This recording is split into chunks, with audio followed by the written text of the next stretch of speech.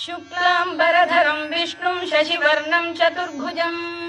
प्रसन्नवदनं ध्यायेत् सर्वविघ्नोपशान्तये। व्यासं वसिष्ठनप्तारं शक्तेः पौत्रमकल्मषम् पराशरात्मजं वन्दे शुकतातं तपोनिधिम्। व्यासाय विष्णुरूपाय व्यासरूपाय विष्णवे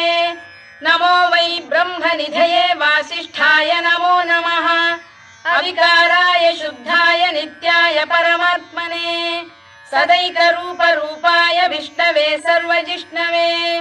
यस्य स्मरणमात्रेण जन्म संसारबन्धनात् विमुच्यते नमस्तस्मै विष्णवे प्रभविष्णवे। ॐ नमो विष्णवे प्रभविष्णवे। श्रीवैशम्पायन उवाच श्रुत्वा धर्मानशेषेण पावनानि च सर्वशः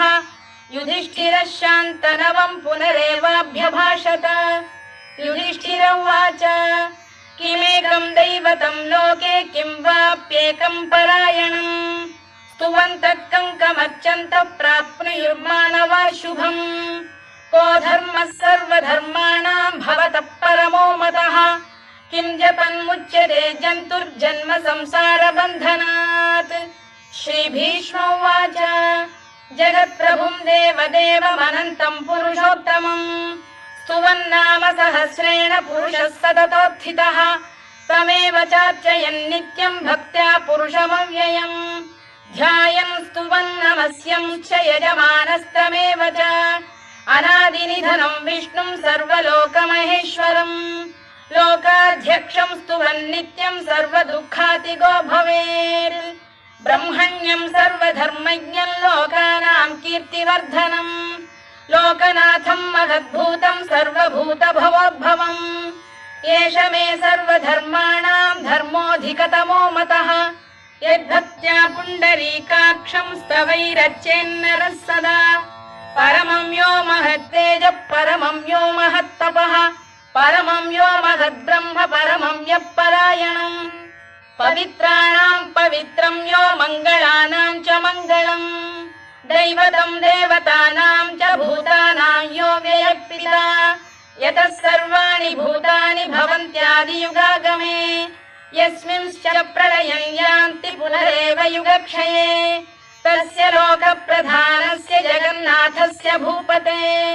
विष्णोर्नाम सहस्रं मे शृणु पापभयापहम्। यानि नामानि गौणानि विख्यातानि महात्मनः ऋषिभिः परिगीतानि तानि वक्ष्यामि भूतये। ऋषिर्नाम्नां सहस्रस्य वेदव्यासो महामुनिः छन्दोऽनुष्टुप् तथा देवो भगवान् देवकीसुतः अमृतांशुद्भवो बीजं शक्तिर्देवकी नन्दनः त्रिसामाहृदयं तस्य शान्त्यर्थे विनियुज्यते विष्णुं जिष्णुं महाविष्णुं प्रभविष्णुं महेश्वरम् अनेकरूपदैत्यान्तं नमामि पुरुषोत्तमम्। अस्य श्रीविष्णोर्दिव्यसहस्रनामस्तोत्रमहामन्त्रस्य श्रीवेदव्यासो भगवान् ऋषिः अनुष्टुप्छन्दः श्रीमहाविष्णुः परमात्मा श्रीमन्नारायणो देवता अमृतांशुद्भवो भानुरिति बीजम् देवकी नन्दन श्रेष्ठेति शक्तिः उद्भवः क्षोभणो देव इति परमो मन्त्रः शङ्खबृन्नन्दकी चक्रीति कीलकम् शार्ङ्गधन्वा गदाधर इत्यस्त्रम् रथाङ्गपाणिरक्षोभ्य इति नेत्रम्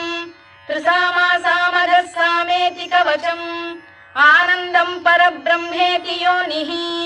ऋतुः सुदर्शनकार इति दिग्बन्धः श्रीविश्वरूप इति ध्यानम् श्रीमहाविष्णुप्रीत्यर्थे सहस्रनाम जपे विनियोगः। ध्यानम् क्षीरोदन्वत्प्रदेशे शुचिमणिविलसत्सैकते मौक्तिकानाम् मालाक्लुप्तासनस्थस्फटिकमणिनिभैर्मौक्तिकैर्मण्डिताङ्गः शुभ्रैरभ्रैरदभ्रैरुपरि विरचितैर्मुक्तपीयूषवर्षैः आनन्दीनः पुनीयादरिनलिन गदा शङ्खपाणिर्मुकुन्दः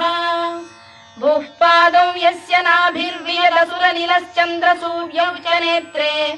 कर्णावाशा शिरोद्यौर्मुखमपि दहनो यस्य वास्तेयमब्धिः अन्तस्थं यस्य विश्वं सुरनरखगो भोगि गन्धर्वदैत्यैः चित्रं रम्यते तं त्रिभुवन वपुषं विष्णुमीशं नमामि। ॐ नमो भगवते वासुदेवाय। शान्ताकारं भुजगशयनं पद्मनाभं सुरेशं विश्वाधारं गगनसदृशं मेघवर्णं शुभाङ्गं लक्ष्मीकान्तं कमलनयनं योगिधृध्यानगम्यं वन्दे विष्णुं भवभयहरं सर्वलोकैकनाथम्। मेघश्यामं पीतकौशेयवासं श्रीवत्साङ्कं कौस्तुभोद्भासिताङ्गम् पुण्योपेतं पुण्डरीकायताक्षं विष्णुं वन्दे सर्वलोकैकनाथम्। नमः समस्तभूतानामादिभूताय भूभृते अनेकरूपरूपाय विष्णवे प्रभविष्णवे सशङ्खचक्रं सकिरीटकुण्डलं सपीतवस्त्रं सरसीरुहेक्षणं सहारवक्षस्थलशोभिकौस्तुभं नमामि विष्णुं शिरसा चतुर्भुजम्। छायायां पारिजातस्य हेमसिंहासनोपरि आसीनमम्बुदश्याममायताक्षमलङ्कृतम् चन्द्राननं चतुर्बाहुं श्रीवत्साङ्कितवक्षसम् रुक्मिणी सत्यभामाभ्यां सहितं कृष्णमाश्रये।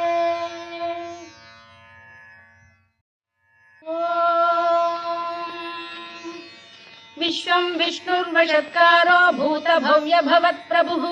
भूतभृद्भावो भूतात्मा भूतभावनः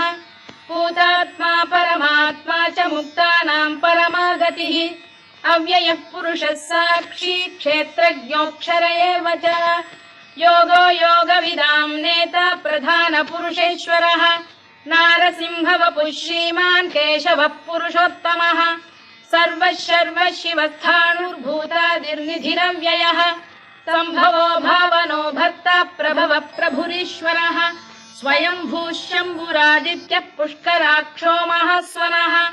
अनादिनिधनो धाता विधाता धातुरुत्तमः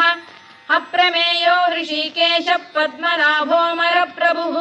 विश्वकर्मा मनुस्पष्टा स्थविष्ठस्थविरो ध्रुवः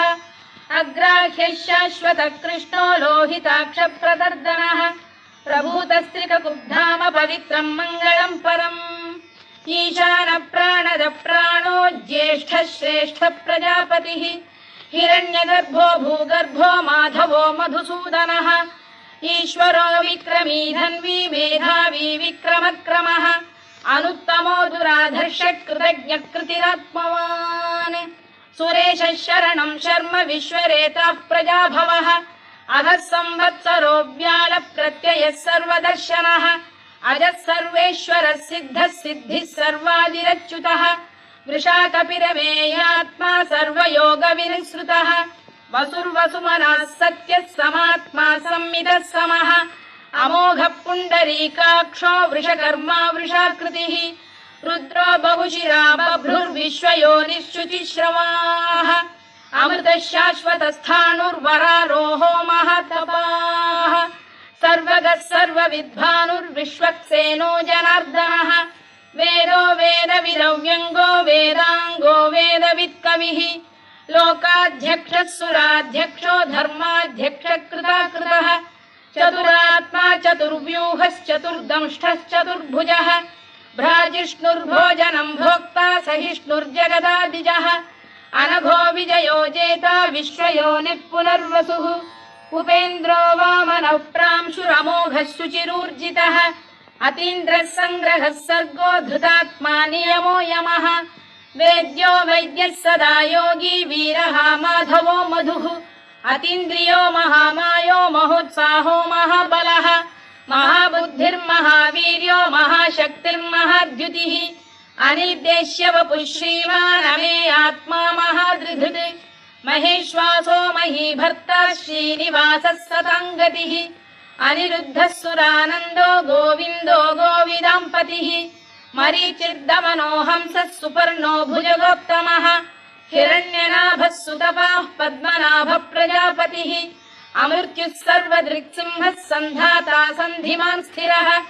अजो दुर्मर्षणः शास्ता विश्रुतात्मा सुरारिः गुरुर्गुरुतमो धाम सत्यः सत्यपराक्रमः निमिषो निमिषस्रग्वी वाचस्पतिरुदारधीः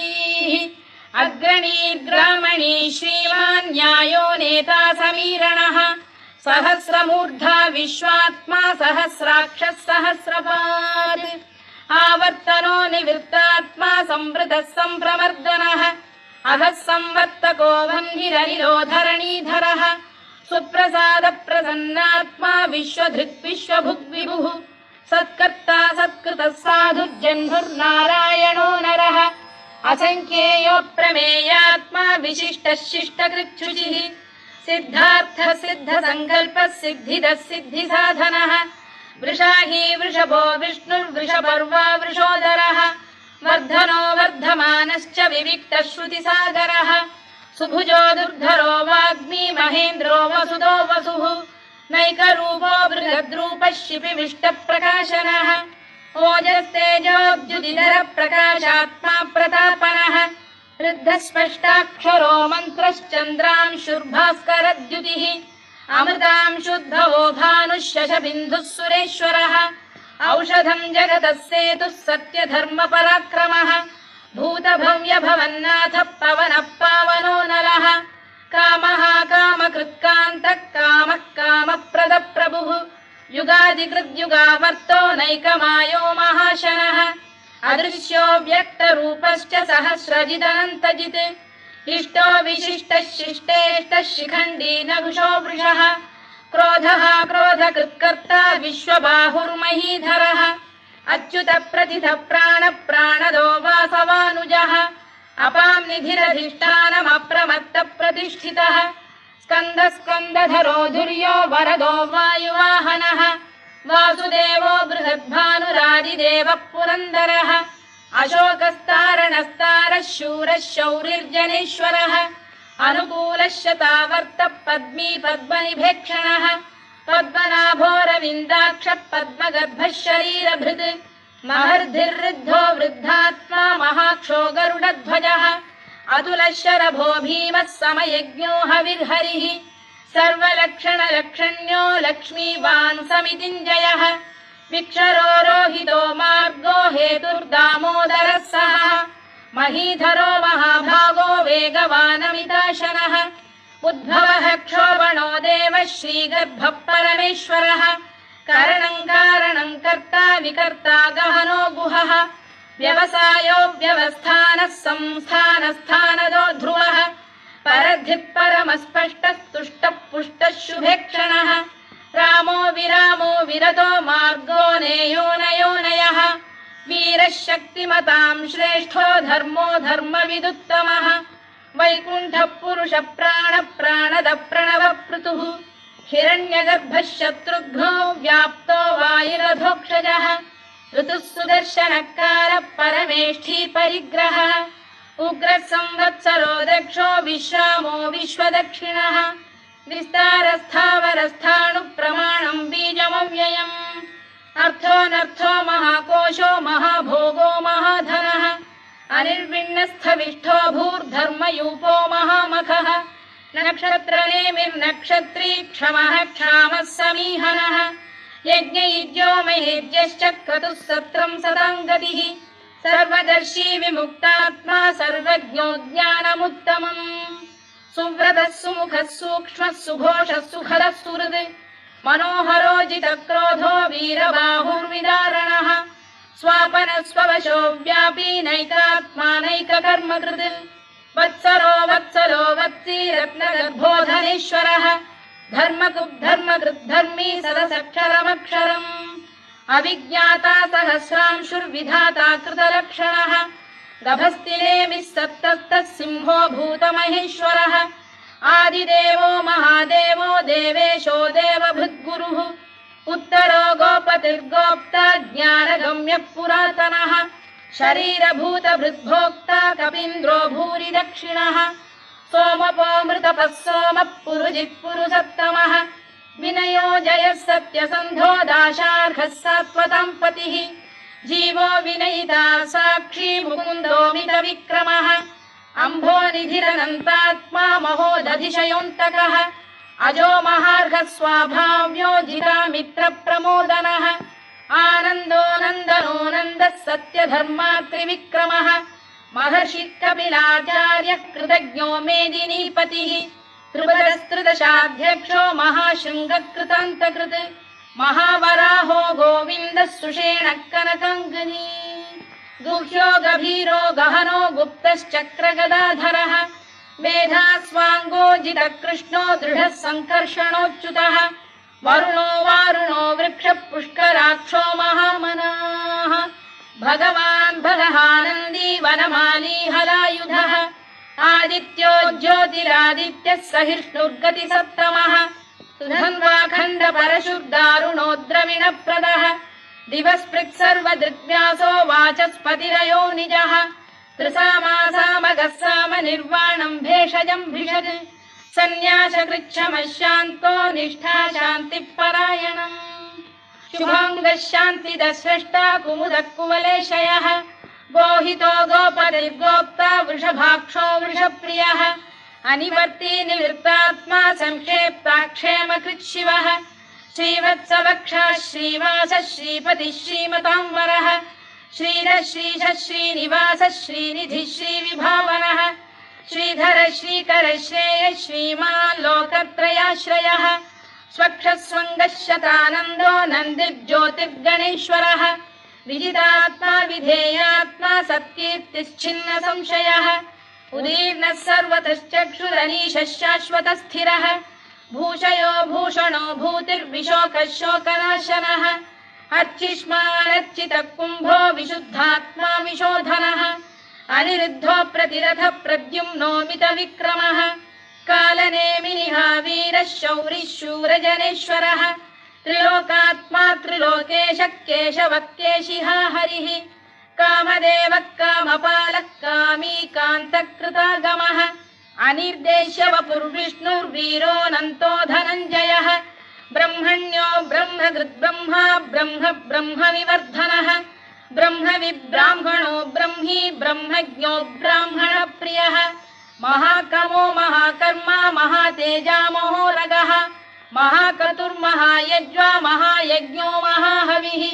स्तव्यस्तव प्रियस्तोत्रम् स्तुतिस्तोतारणप्रियः पूर्णः पूरयिता पुण्यः पुण्यकीर्तिरनामयः मनोजवस्तीर्थकरो वसुरेता वसुप्रदः वसुप्रदो वासुदेवो वसुर्वसुमनाहविः सद्गतिः सत्कृतिः सत्ता सद्भूतिः सत्परायणः शूरसेनो यदुश्रेष्ठः सन्निवासः सुयामुनः भूतावासो वासुदेवः सर्वासु निलयो नलः दर्पः दर्पदो दृप्तो दुर्धरोऽथा पराजितः विश्वमूर्तिर्महामूर्तिर्दीप्तमूर्तिरमूर्तिमान्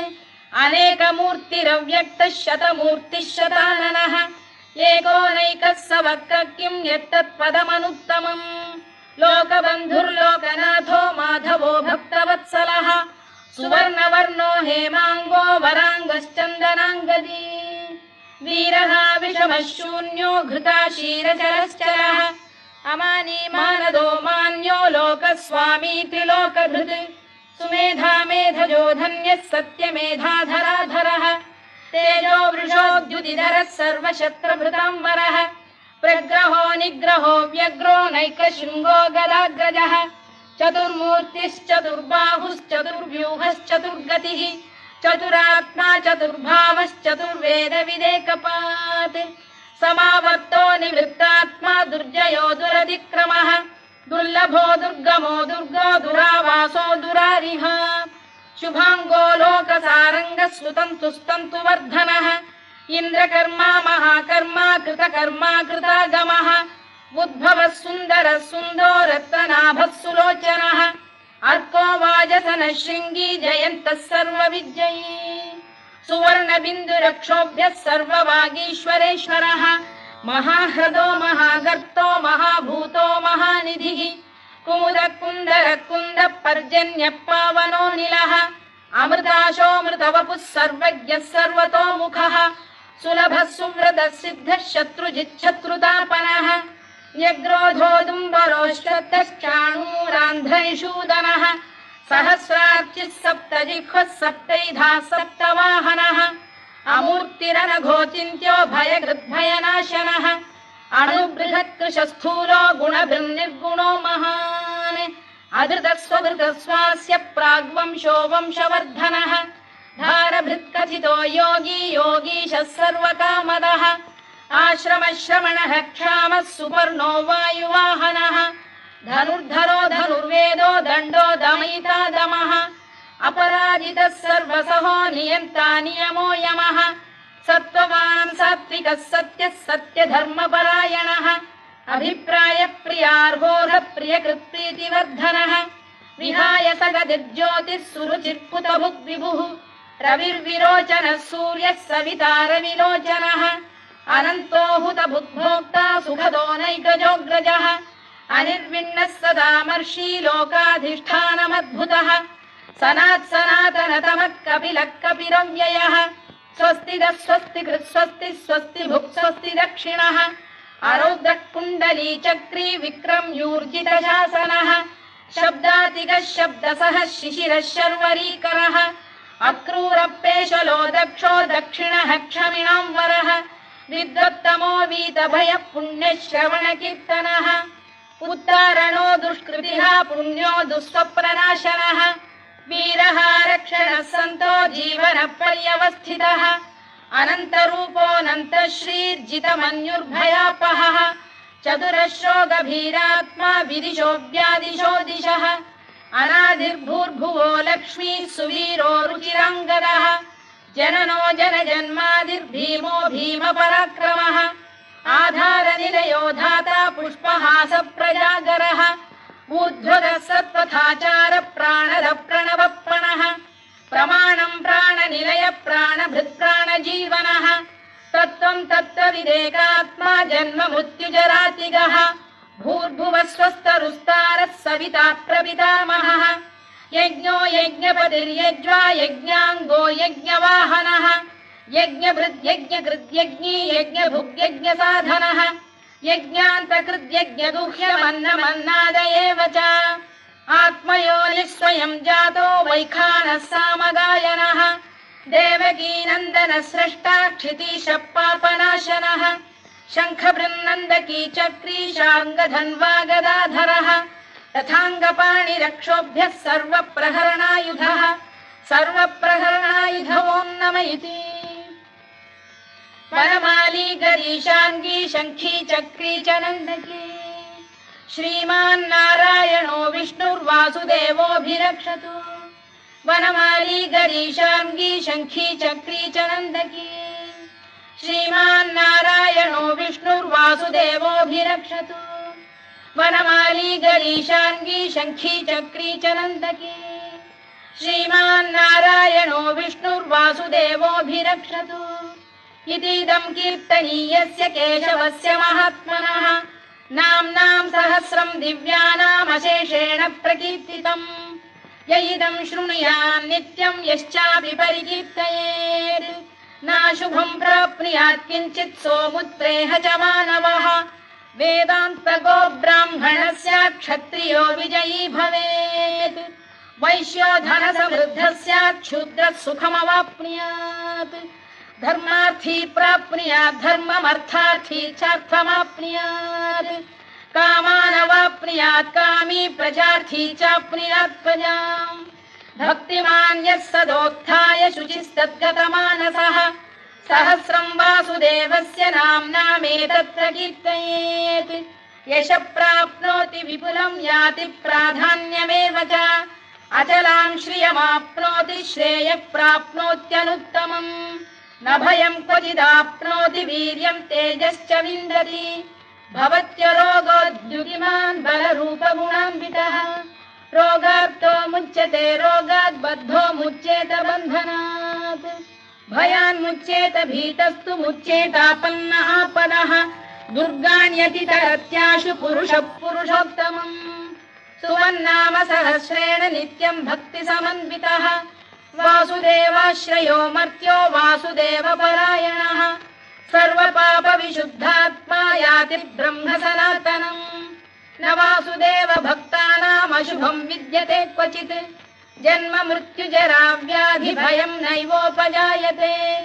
इमं स्तवमधीयानः श्रद्धा भक्ति समन्वितः युज्येतात्मसुखक्षान्तिः श्रीधृतिस्मृतिकीर्तिभिः न क्रोधो न च मात्सर्यं न लोभो न शुभामतिः भवन्ति कृतपुण्यानां भक्तानां पुरुषोत्तमे द्यौः स चन्द्रार्कनक्षत्राखं दिशो भूर्महो दधिः वासुदेवस्य वीर्येण विधृतानि महात्मनः ससुरासुरगन्धर्वं स यक्षोरगराक्षसम् जगत्वशे वर्ततेदं कृष्णस्य सचराचरम् इन्द्रियाणि मनो बुद्धिः सत्त्वं तेजो बलं धृतिः वासुदेवात्मकान्याहुः क्षेत्रं क्षेत्रज्ञ एव च सर्वागमानामाचार प्रथमं परिकल्पते आचार प्रभवो धर्मो धर्मस्य प्रभुरच्युतः ऋषयः पितरो देवा महाभूतानि धातवः जङ्गमा जङ्गमं चेदं जगन्नारायणोद्भवम् योगो ज्ञानं तथा साङ्ख्यं विद्या शिल्पादिकर्म च वेदाः शास्त्राणि विज्ञानमेतत् सर्वं जनार्दनात् एको विष्णुर्महद्भूतं पृथग्भूतान्यनेकशः त्रीन् लोकान् व्याप्य भूतात्मा भुङ्क्ते विश्वभुवव्ययः इमं स्तवं भगवतो विष्णोर्व्यासेन कीर्तितम् पठेद्य इच्छेत् पुरुषः श्रेयत् प्राप्तुं सुखानि च विश्वेश्वरमजं देवं जगतः प्रभुमव्ययम् भजन्ति ये पुष्कराक्षं न ते यान्ति पराभवम् न ते यान्ति पराभवम् ओन्नमयिति अर्जुनोवाच पद्मपत्र विशालाक्ष पद्मनाभ सुरोत्तमा भक्तानामनुरक्तानां त्राता भव जनार्दन श्रीभगवानुवाच यो मां नाम सहस्रेण स्तोतुमिच्छति पाण्डव सोऽहमेकेन श्लोकेन स्तुत एव न संशयः स्तुत एव न संशयोऽन्नमयिति व्यास उवाच वासनाद्वासुदेवस्य वासितं भुवनत्रयम् सर्वभूतनिवासोऽसि वासुदेव नमोऽस्तु ते वासुदेव नमोऽस्तु ते ओन्नमयिति पार्वत्युवाच केनोपायेन लघुना विष्णोर्नाम सहस्रकम् पठ्यते पण्डितैर्नित्यं श्रोतुमिच्छाम्यहं प्रभो ईश्वर उवाच श्रीराम राम रामेति रमे रामे मनोरमे सहस्रनाम तत्तुल्यं राम नाम वरानने श्रीराम राम रामेति रमे रामे मनोरमे सहस्रनाम तत्तुल्यं राम नाम वरानने श्रीराम राम रामेति रमे रामे मनोरमे सहस्रनाम तत्तुल्यं राम नाम वरानने राम नाम वराननमोन्नमयिति ब्रह्मोवाच नमोऽस्त्वनन्ताय सहस्रमूर्तये सहस्रपादाक्षि शिरोरुबाहवे सहस्रनाम्ने पुरुषाय शाश्वते सहस्रकोटियुगधारिणे नमः सहस्रकोटियुगधारिणे नमः ओन्नमयिति सञ्जय उवाच यत्र योगेश्वर कृष्णो यत्र पार्थो धनुर्धरः तत्र श्रीविजयो भूतिर्ध्रुवा नीतिर्मतिर्मम श्रीभगवानुवाच अनन्याश्चिन्तयन्तो मां ये जनाः पर्युपासते तेषां नित्याभियुक्तानां योगक्षेमं वहाम्यहम् परित्राणाय साधूनां विनाशाय च दुष्कृतां धर्म संस्थापनार्थाय संभवामि युगे युगे आर्ता विषण्णा शिथिलाश्च भीता घोरेषु च व्याधिषु वर्तमानाः संकीर्त्य नारायण शब्दमात्रं विमुक्तदुःखाः सुखिनो भवन्तु कायेन वाचा मनसेन्द्रियैर्वा बुद्ध्यात्मना वा प्रकृते स्वभावात् करोमि यद्यत् सकलं परस्मै नारायणायेति समर्पयामि।